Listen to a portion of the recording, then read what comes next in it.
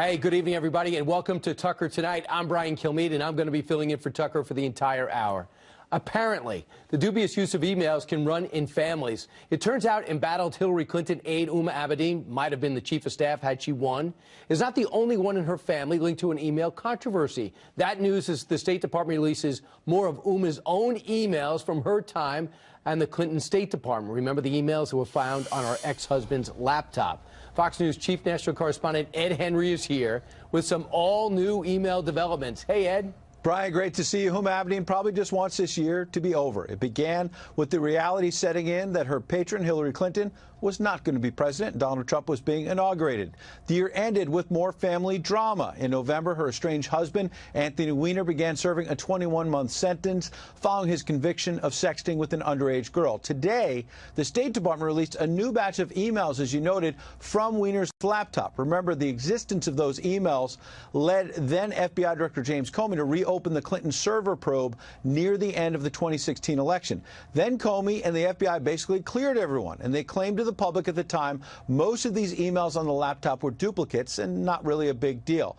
Well, breaking tonight, we're learning there were several emails on the Weiner laptop that he shared with Abedin that had classified information. At least one of those documents sent from the laptop to Clinton while she was Secretary of State in 2012, and it had the label, quote unquote, classified. Also breaking this week, as you noted, a first cousin of Abedin was convicted Tuesday in a fraud case involving, wait for it, fake emails. 44-year-old Omar Amanat faces more than a decade in prison after a jury in New York found he and an associate were guilty of cooking the books and defrauding shareholders at the tech company Kit Digital. Amanat's brother also arrested in the United Arab Emirates. According to the New York Post, a judge in the case revoked Amanat's bail after he was deemed a flight risk. The father of 6 tried to fool the jury by introducing, yes, fake emails into the record, trying to pass it off as evidence that would vindicate him. During the 2016 campaign, the New York Post also reported Abedin spent more than a decade editing a radical Muslim publication that opposed women's rights and blamed the U.S. for the 9/11 terror attacks. A far cry from the way Clinton and associates like Abedin presented themselves in that losing campaign. But again, this is a year that she clearly wants over, Brian. Right, and think of what could have been. In her mind, she might have been chief of staff, one of the most powerful women in the entire country, hence the entire world. Instead, we're still wondering about her lapse of judgment, bringing back those emails to her house, 4 of which at least were classified. Correct. To Anthony Weiner, who clearly has some trust issues, right? Yeah, I mean, look, he was no longer in Congress when he had access to some of this information, clearly didn't have a security clearance, and this is going to raise questions about why Hillary Clinton was let off the hook. But again, it's also going to raise questions about why James Comey decided to insert himself late in the election season and suggest that Hillary Clinton still had an email problem in October on the eve of the election, and then a few days later said, well, no, never mind, she's been vindicated, the emails are not a problem. We're looking at them tonight, Brian, and as you say, several of them had classified information. So it's going to raise a lot of questions. Ed, great job as usual. Have a great New Year. See you soon. Happy New Year. All right, as Ed reported, the State Department has just released, and I'm talking about just a couple hours ago, emails found on the laptop shared by Uma Abedin and her estranged husband, Anthony Weiner. Now, yesterday on CNN, Don Lemon, who has a show there, was visibly annoyed that the Abedin-Clinton email scandal just won't end. When you clearly have top secret information on a laptop that you have on a server in the basement of your house, and then you send those top secret classified documents to people that aren't even cleared to see them, and then you forward them to your husband, who, by the way, is in jail. There have been a million hearings on it. It's water under the bridge, but why? No. We'll be right back. We'll be right back. When in doubt, toss to a break. You'll learn that in Anchor School 101. Tom Fitton is the reason why Don Lemon lost his mind. He's the president of Judicial Watch, and he sued the State Department in order to obtain the emails. And he's the reason 2,800 emails are into the public right now. Tom, I know this is always a long process. Congratulations on getting it. How many have you read? What have you found? Well, I've read about 140 of the emails. The State Department servers went down, and you know, it's a big team effort at Judicial Watch. It's extraordinary that we have to get our lawyers to sue in court, our investigators to look at the documents.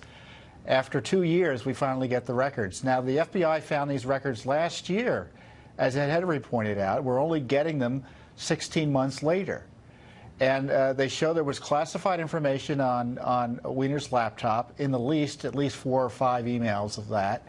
There could be others there, but we're having to dig through the records to find that out.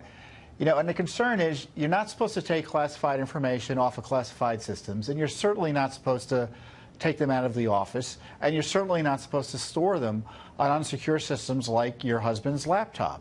And of course, Weiner was involved in all sorts of things that make his laptop especially a risky place to store this type of information. And you have to wonder why it is the FBI and the Justice Department let Hillary Clinton and Huma Abedin off the hook after, you can bet the FBI knew there was classified information late last year when Comey cleared Hillary Clinton yet again, why it is they let her off the hook. Now remember that FBI special agent who was sending these pro-Hillary and anti-Trump texts last year? Well, he's the top counter-intel guy, or at least one of them at the FBI, and would have been involved in this decision-making as well. So it's all coming together. We now know that Comey, other top officials at the FBI, Loretta Lynch meeting with Bill Clinton, they obviously were protecting Hillary Clinton and targeting President Trump. And one of the ways they were protecting Hillary Clinton was refusing to enforce the laws against the mishandling classified information. They left this classified info on the internet equivalent of a public park bench.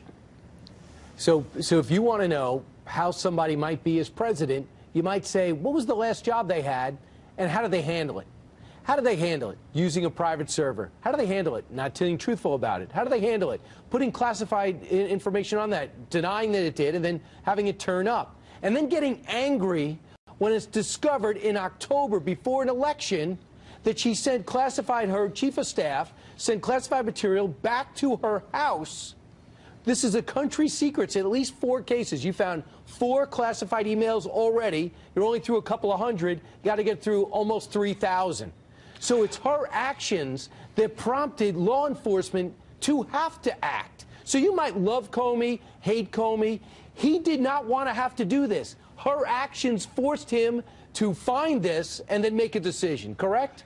Yes, I do. And I think, you know, Don Lemon's going to be really angry when I say the following. We need the Justice Department to criminally investigate what went on here, this time in an honest, forthright way, as opposed to the sham investigation that went on during the Obama administration that was protecting Hillary Clinton, their preferred candidate for the presidency.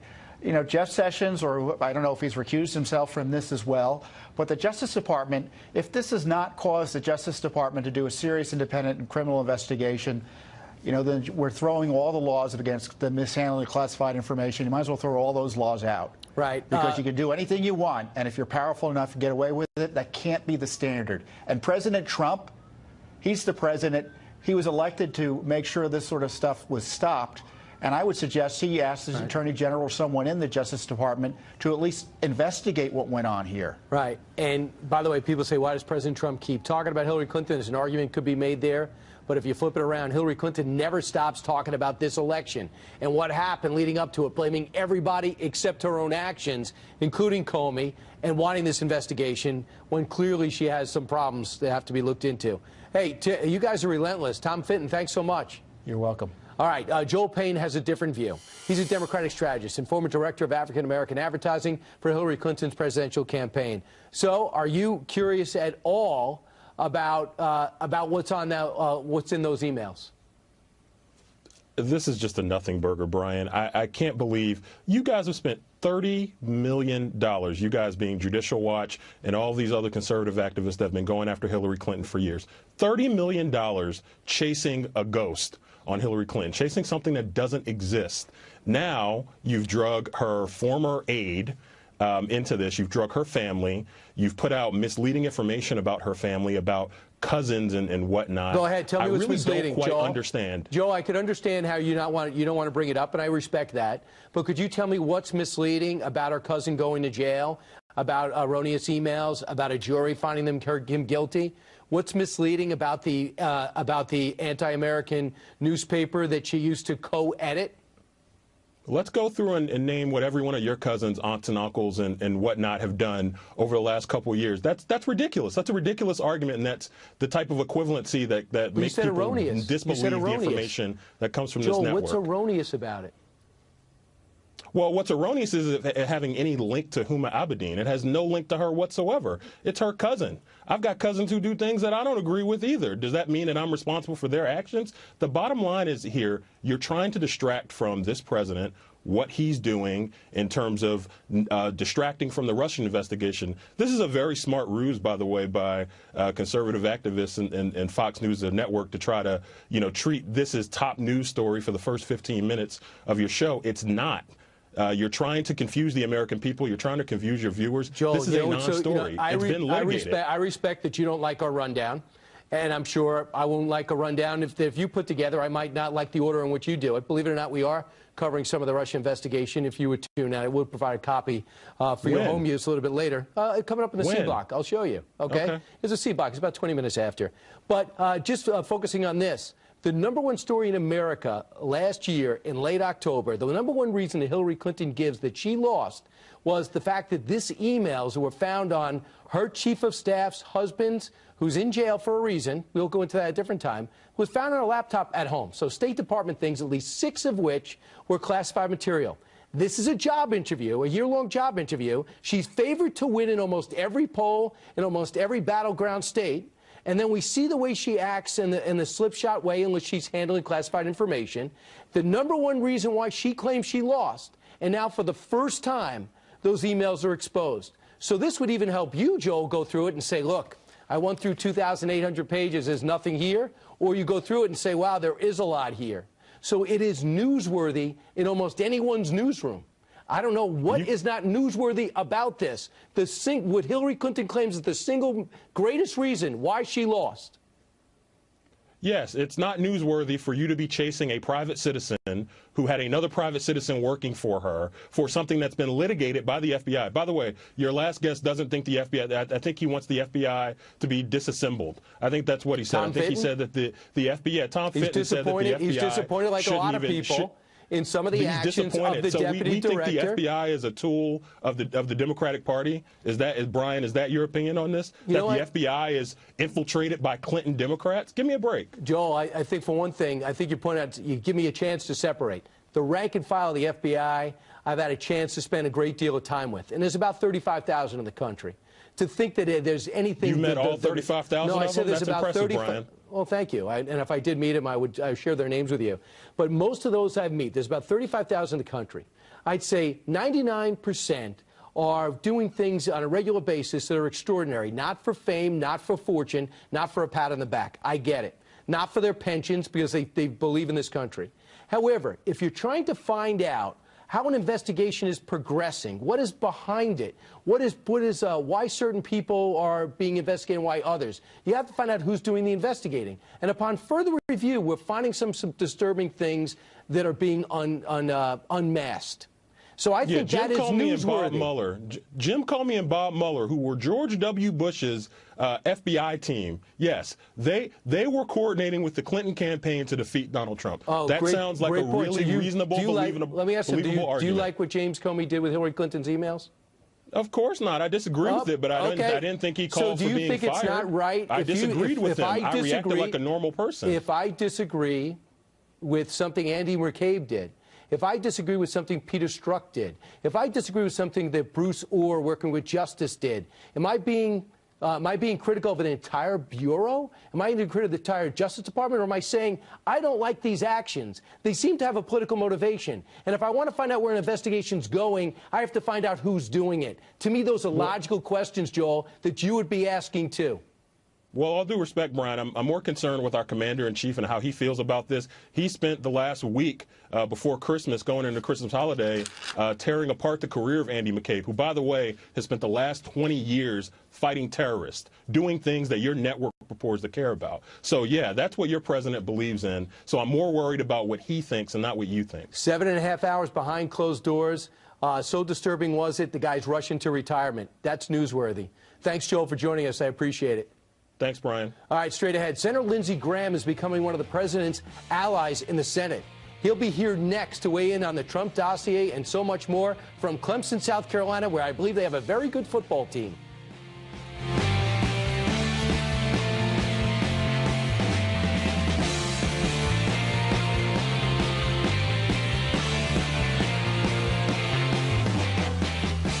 Senator Lindsey Graham of South Carolina was one of President Trump's biggest critics, and now he might be the Trump whisperer. In fact, he voted for Evan McMullin, we understand, when all was said and done. But at the end of 2017, he's become an unexpected ally and confidant to President Trump by almost all accounts. So what does Senator Graham think about the Trump administration's first year, Robert Mueller's ongoing probe, and the prospects for 2018, and why January might be as big as December for Congress? Senator, welcome. Thanks for joining us. That's a pretty good lead-in. Thanks so much. Thanks. Yeah, I mean, it's been just fascinating to see the way you guys went at it, and now you have this very honest, upfront, mutual relationship and respect for each other, in my humble opinion. And Senator, why do you believe that something will get done with immigration? What could you tell the people right now that might give them a sense of optimism heading into the new year? Well, I think the president outlined what the deal will look like. About 80% of the American people want these DREAM Act kids to have a good life. They don't want to kick them out of the country because they got no place else to go. They've been here since they're pretty small kids. 80% of the people would like to see the border secured with a wall component. You need a wall on the border, not the entire border. Border security with a wall makes sense. Most Americans would like to get away from chain migration. So there's a deal to be had. And the only reason we won't get a deal is because people are so stubborn they can't get to yes. I think we'll get to yes. Well, I tell you what, I read Senator Schumer's Twitter feed, and he says, listen, DACA is with the budget. And we're going to pass the budget with DACA, nothing to do with border security. And we're not going to link it to the wall. So therefore, government doesn't get funded. You think that's not reality? There's something going on behind the scenes that makes you feel as though we're past that rhetoric. What is it? Yeah, I'm deeply involved with working with Democrats. I'm one of the authors of the DREAM Act with Senator Durbin. I think most Americans believe that not only should these kids have a second chance on life here, that we do need to secure our border. So this idea that we're only going to do the DREAM Act and nothing else is just all political theater. We have to do more than the DREAM Act, and we will. But you want to address chain migration, you want to address the lottery system, you want to get the border security done, and you want to get the DREAM thing done. So do you believe they're all going to be linked? Because Mitch McConnell says if you guys work it out, and you're working in a bipartisan way right now behind the scenes, and you put it to him, he's going to put it to a vote. And what's significant is he's going to say, I'll pass it even if majority of Republicans don't go for it. That's what he means when he says, I'll put it to a vote, right? Yeah, I think it'd be pretty hard to go back home and say that you voted against a secure border with a wall component. The president's not saying a 2,200-mile wall, but there are places we need a wall, and he's going to get his wall and border security because that's what he ran on. Democrats have been working with Republicans like myself for a decade now, try to find a way to fix the DREAM Act, their problem. That needs to be done. Most people don't like chain migration. The lottery system is just the dumbest way in the world to give out visas. So everything comes together to get this package. All right. And you believe January? I hope so, sooner rather than later. Here's what I'd like to be able to do. I'd like the president to address the nation in the State of the Union and say, I've increased defense spending because it had to be increased. Our military suffered too long, and I fixed it. We got a border secured with a wall where it makes sense. The DREAM Act kids have a better life, and we're moving away from a stupid lottery system to a merit-based immigration system. I'd like for the president to be able to say that in January. I think that's possible. Only if Dick Durbin says the same thing, to be honest, even if you might not agree with him. If he can't, if he's not nodding somewhere in Illinois, we're not going to get anywhere, and we've been down that road before. Senator, I want to move to one of President Trump's 101 tweets in the last couple of days. And one of them said, in his interview with the New York Times, which he gave without any aides around in an impromptu fashion at the grill, at his grill in Florida, he said, I think Robert Mueller will do a fair job, an honest job. He's confident he'll do a good job on this investigation. From a legal perspective and with your legal background, I know that makes you happy because to criticize Robert Mueller is not a good thing to do necessarily legally. But do you believe that he's pursuing this thing in an honest fashion from what you know, not what you hope, but what you know? Yeah, I believe he is. I believe he's the right guy to have been chosen. He's going to give an analysis of what happened in a fair-minded way. But he's not looking at the dossier. That's not part of his charter. And I've spent some time in the last couple of days, after a lot of fighting with the Department of Justice, to get the background on the dossier. And here's what I can tell your viewers. I'm very disturbed about what the Department of Justice did with this dossier, and we need a special counsel to look into that, because that's not in Mueller's charter. And what I saw and what I've gathered in the last couple of days bothers me a lot, and I'd like somebody outside DOJ to look into how this dossier was handled and what they did with it. Wait a second. So you found out something you did not know, and you were already Yes. disturbed by it. And is it about what's in the contents of it, or how it was used for this investigation and unmasking possible Trump officials? I've been a lawyer most of my life, a prosecutor and a defense attorney. And the one thing I can say, every prosecutor has a duty to the court to disclose things that are relevant to the request. So anytime a document is used to go to court for legal reasons, I think the Department of Justice owes it to the court to be up and up about exactly what this document is about, who paid for it, who's involved, what their motives might be. And I can just say this, after having looked at the history of the dossier and how it was used by the Department of Justice, I'm really very concerned, and this cannot be the new normal. Wow. And, Senator, I'm over time, but name the company in South Carolina that's responding to the tax reform and how. Neuropron is a pharmaceutical company. They gave a 5% wage increase to all their employees, specifically because of the tax cut. The average person makes $70,000 a year. 5% pay raise is real money. When you look at the tax cut plus the pay raise plus the increase in the 401k plan, this has been a very good presidency for people who are working out there. President Trump's tax cut is going to help working people. His policies have generated a lot of economic growth in 401k plans, and employers are sharing the profits of the tax cut with their employees, which makes me very happy. Senator, thanks so much. Senator Lindsey Graham, have a great new year. I'll talk to you early and often in 2018. Thank you. Thank you. And he comes to us from Clemson, a team that couldn't beat Syracuse, but might just be the national champions. Meanwhile, according to BuzzFeed, America is being utterly ruined by white people. You heard that right. As a white guy, I'm curious to find out how we're doing it. BuzzFeed has found the problem with America. You ready? According to them, it's white people. Yes, that might be you. A year-end article on the website lists what it says are 37 things white people need to stop ruining in 2018. Among the listed, the Oscars, the United States of America, that's a general term, mac and cheese, I guess how we ruin that, I'm not sure, sneakers, Korean pop music, and protests. Joe Concha writes for media for The Hill and is also white. Joe, so you're a bit responsible here. You're not listed in the 37. Where do they get off coming off the list like this? I think I'm only half white. I'm not sure. I had some relatives that came by way of Cuba. So at least 16 of these things you're responsible for then. So what are they getting at? They're getting at that white people are bad for this country. Because one of them was that white people voted for Donald Trump at a 58% clip as opposed to Hillary Clinton at 37. He's in office, therefore white people caused this. But let's play a game, okay? Okay. Let's swap out white people ruining America 37 ways and put in black or Latino or any minority group. And you tell me how BuzzFeed, the editor, wouldn't be fired right now and how every advertiser on BuzzFeed wouldn't be boycotted. Oh, yeah, believe me. After we saw some of the backlash when the writers on Vanity Fair came forward and just had some sarcastic things to say about Hillary Clinton's terrible behavior over the last year, you saw, and they apologized. You can only imagine. But will they face any backlash from a list like this? You would think, but no, that hasn't been happening. And they've done lists like this before. There is precedent.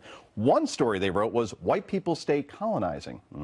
And then white people are a plague to the planet was another one. So this appears to be a theme at the BuzzFeed. But I got to tell you, your floor director was walking me out here, and he said, you know what, because of that story, I stopped following BuzzFeed. I'm not going to read it anymore. You could only cross this line so many times. All right. So lastly, do you think there's a chance that they're just having fun? They're just like throwing it out there to get us talking about it? Dare I say buzz?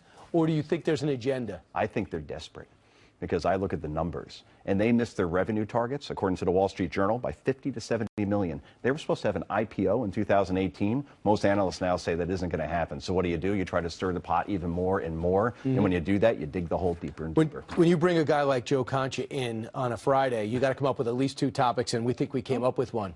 CNN has spent most of this past week breathlessly reporting every detail about a white truck they believe President Trump sent to keep the media from watching him golf at Mar-a-Lago. The president also got back on the golf course, but not that we can prove it because a giant white box truck blocked reporters. What's up with the white truck blocking his golf swing? This is a White House that seems particularly sensitive, for whatever reason, about images of President Trump on the golf course. This truck showed up out of nowhere, and we don't know where it came from. Now back to that mysterious truck blocking the president's golf swing from the cameras. One of the advantages of having your own golf course is you could also get a guy to get in a truck to block that golf course from the road. What was the obsession there? I mean, how could they focus like, not only are his tweets programming the entire network, but so are his non-actions. We ever think about what was in the box truck? Could there have been the ice cream that brings 2 scoops of ice cream? Remember that was a CNN report that Trump has 2 instead of 1? Or maybe how many Diet Cokes he's having. It's delivering Diet Cokes. So maybe that should be the investigation. Look, CNN is not the network that it once was under the Aaron Browns and the Bernard Shaws. What's a big story this year, Brian, that almost no one's talking about? The ISIS caliphate being decimated in Iraq and Syria. They've lost 98% of their territory. They once had 45,000 fighters 2 years ago. They have less than 1,000 now. If there was ever a story that was in CNN's wheelhouse, given what they've done in the past in terms of their Middle East reporting, this is it, the ISIS story. And I don't see too much coverage on that, and I see crap, and this is crap.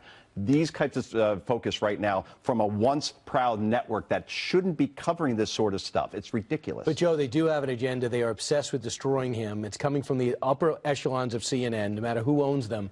And they've gotten some stories wrong because of that. Anthony Scaramucci, for one, links to the Russian government. They had to apologize for that. Apologize, and they fired 3 reporters that were on that they basically just had hired. One actually won a Pulitzer. Gone. And then, of course, a couple of weeks ago, that WikiLeaks story that they had. They said that Donald Trump Jr. and the Trump campaign had information 10 days before everybody else. It turned out it was already in the public domain, and that's because they relied on unnamed sources that also duped CBS and NBC. They should reveal who that source was, because that source was purposely putting out false information, whoever that may have been, a political operative or even a lawmaker. And the Washington Post did something right there, Brian. They asked for the document, actual evidence to see if Donald Trump Jr. got that or not. It took 2 minutes for them to get it. CNN went to air with it. So, I don't want to stomp on CNN and say, like, this is a bad network and everybody's bad there. I think Jake Tapper does some good stuff. They have good reporters, great producers. Alison Camerata is my female idol. We just saw Dave Briggs, right, on there as well, who's been on Fox and Friends. They have some good people there. But when they keep doing stories like this, it destroys the credibility of a very once proud network. Get back to the guys you used to be. Focus on news and stop focusing so much on taking down a president. Last thing, prediction. In 2018, will there be less anti-Trump and more balance on the two? Knock him down when they think he's wrong, but also note the stock market, the economy, the passage of the tax reform. See more of a balance? The toothpaste is already out of the tube. You know what they say about putting toothpaste back in the tube, or you can't unring a bell. We're already down that path. CNN's made a business decision to go negative on Donald Trump. The problem is they lost audience in prime time from the previous year. Think about it, 2017, a chaotic, great year for news in terms of consumers bringing it in, and they actually lost audience. That's very hard to do. Joe Concha, it's very nice of you to come in on this beautiful Friday. It's gorgeous out, isn't it? Yeah, it really is. Gonna go swimming. Yeah, you definitely should wear a coat, okay? And don't lick a pole. Meanwhile, we have an update on the Vegas mass shooting investigation. That story's next. Plus, we're going to discuss how Vegas police plan to keep New Year's revelers safe 3 months after the deadliest shooting in American history. Don't go anywhere.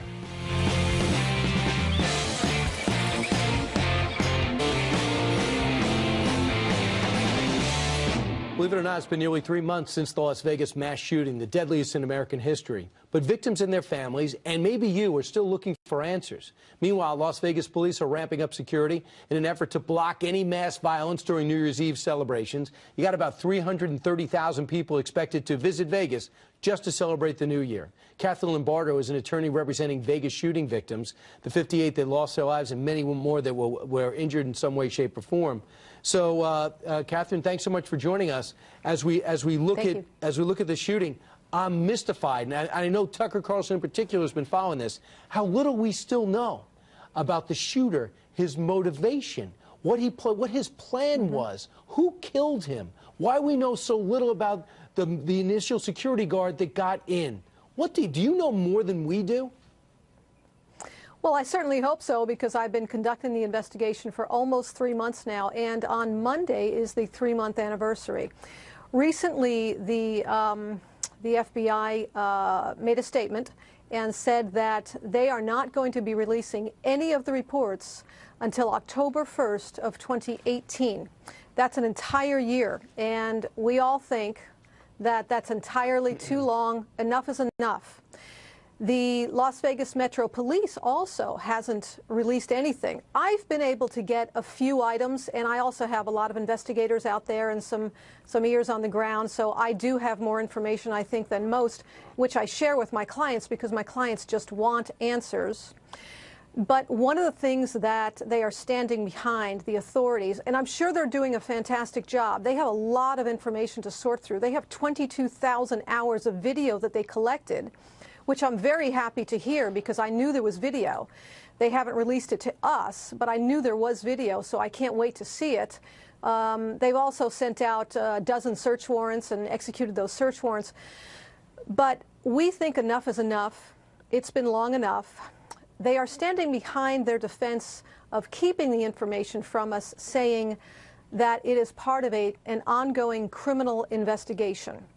However, they're also saying that there was only one shooter, that shooter is dead because he killed himself, and so therefore, who are they investigating? What criminal investigation?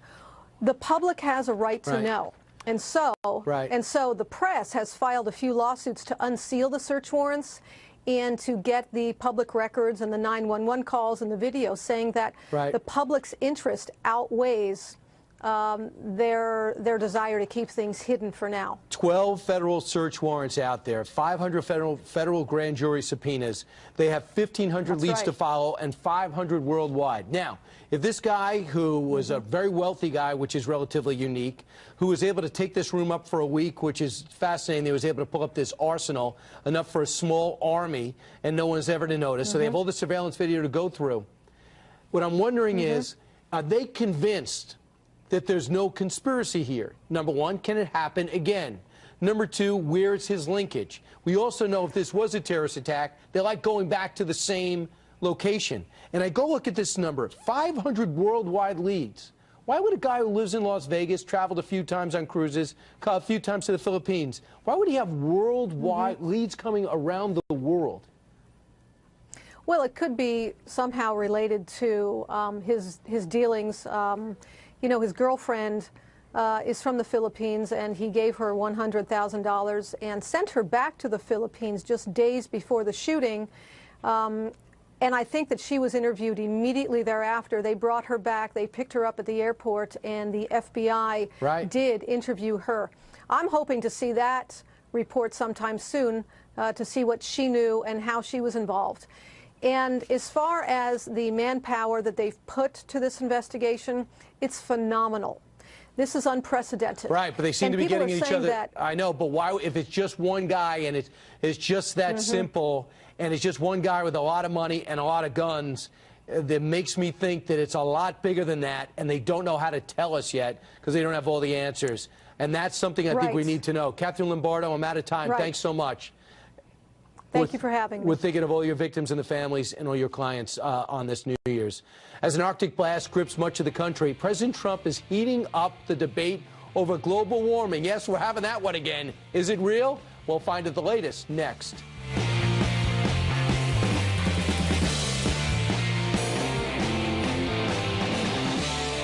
All right, most of America is having a very chilly end to the year, especially us in the East. And to President Trump, that offers a great chance to talk about global warming, or lack thereof. Last night, the president tweeted this: in the East, it could be the coldest New Year's Eve on record. Perhaps we could use a little bit of that good old global warming that our country, but not other countries, we're going to pay trillions of dollars to protect us against. Bundle up! Exclamation point, close quotes.